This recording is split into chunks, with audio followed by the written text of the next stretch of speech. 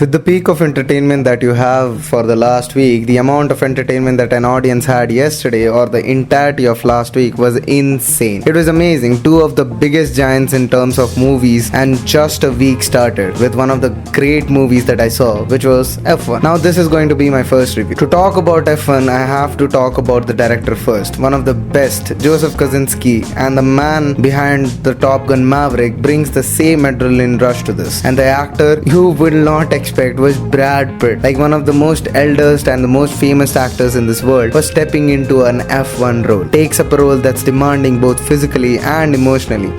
He plays a retired F1 driver making a comeback, and the way he pulls it off with grace and grit, man, it's something else. What makes it so powerful is that they didn't rely on green screens at all, nor any heavy CGI. This wasn't your typical VFX heavy blockbuster. Instead, it's special effects. They brought in what I would say BFX, basically badass real effect. Actual race cars, real tracks, real speed. The team shot scenes during real Grand Prix weekends at circuits like Silverstone, Spa, and even Mexico. They retrofitted real Formula 2 cars to look like F1Bs, and the actors actually trained to drive them at insane speed. We're talking 180 miles per hour and shit. And those cockpit shots, next level bro. They also used cutting edge tech and ultralight cameras mounted inside the car to capture raw kinetic shots. That's what made it feel so real. I'm telling you, this was not a simulated experience. This was as much as real a racing can get in a movie. It gave you the nerve-tingling feeling like that you're there inside the car. Helmet on, tires burning, with Hans Zimmer's music blasting in your ears, and your heart going full throttle. Now, how is this so special? How is that different? Because it's not just about being first or second. Let's give me an example. If you have seen Rush, the story of Niki Lauda was just about being the first. It was about the competition. But in F1, it wasn't about the competition. It was about taking points. It was about very severe and very small fact that they just wanted points and one single podium in the entirety of the season. That's what makes it special. It's about getting the rough cut. It's about getting the rough work done. And it's got the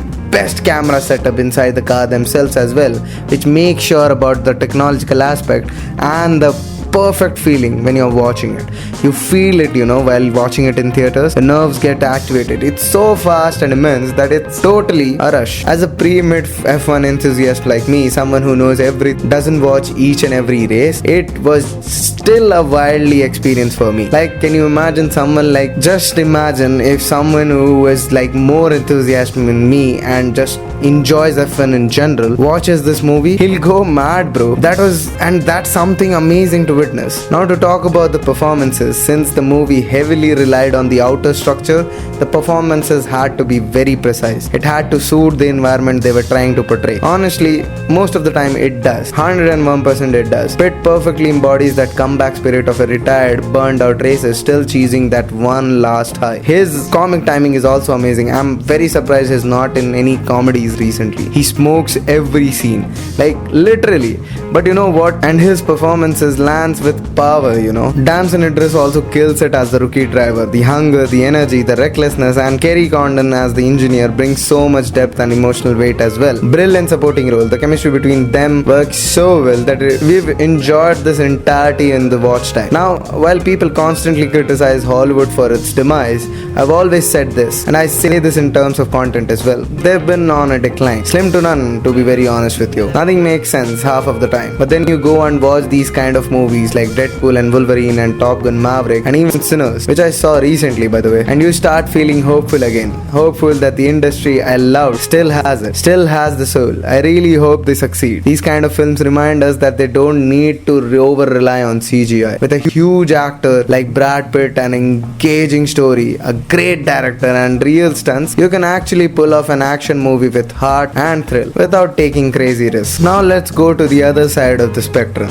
This is the story of Netflix's most watched TV series of all time. One of my best TV series I've ever seen. One of my absolute favorite pieces of content. Something I looked forward since its release in 2019, or was it 2020? Or maybe even 2021, I don't know. Regardless of the exact date, what matters is this. It's one of the biggest, no, let me iterate. It's the biggest TV series ever created. I'm talking about about Squid Game. Now, a great man once said, greed makes you do stuff that you can't even imagine. And that quote, it sticks. It resonates, especially when we look at what happened with Squid Game. I'm not going to rely on heavy spoilers or go into all the specifics. I'm going straight ahead to the point. No bullshit, nothing extra, just raw thoughts. The whole extension, it was done because of the Netflix. Let me reiterate this whole thing. Squid Game was always supposed to be a one-part series. You can literally see it in the structure. The writing, the way it was ended, it always intended to be a standalone narrative. But it was Netflix, and Netflix's ever-growing aspirations, their greedy and very capitalistic approach to content that led them to push for more. They decided to expand it, to milk it. It was never supposed to go beyond season 1. Never did I enjoy it. Never ever.